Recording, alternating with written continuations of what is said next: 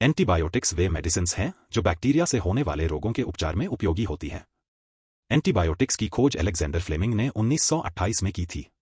Alexander Fleming एक Scottish biologist और pharmacologist थे। उन्होंने प्रथम विश्व युद्ध के दौरान सैनिकों के लिए एंटीसेप्टिक्स की कमी को देखा, जिससे संक्रमण से मरने वालों की संख्या बहुत अधिक थी। यही अनुभव उन्हें बाद में एंटीबायोटिक्स की खोज की दिशा में ले गया। 1928 में फ्लेमिंग सेंट मैरी अस्पताल, लंदन में एक प्रयोगशाला में काम कर रहे थे और स्टैफिलोकोकस बैक्टीरिया पर शोध कर रहे थे। एक दिन उन्होंने गलती से अपनी प्रयोगशाला में कुछ पेट्री डिशों को खुला छोड़ दिया। जब वे छुट्टियों से वापस लौटे तो उन्होंने पाया कि एक पेट्री डिश में एक फफूंदी मोल्ड बढ़ रही थी।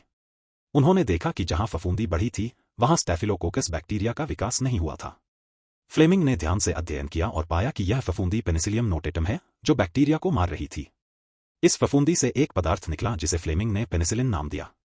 पेनिसिलिन पहला एंटीबायोटिक बना जो बैक्टीरियल संक्रमणों को प्रभावी ढंग से रोक सकता था।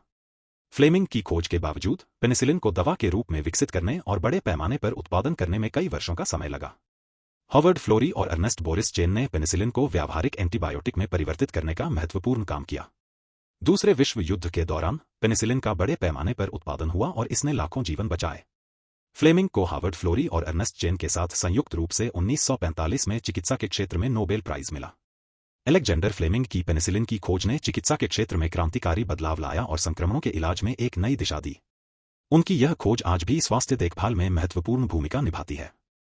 ऐसी ही वैज्ञानिक कहानियों के लिए हमारा चैनल सब्सक्राइब करें। धन्यवाद।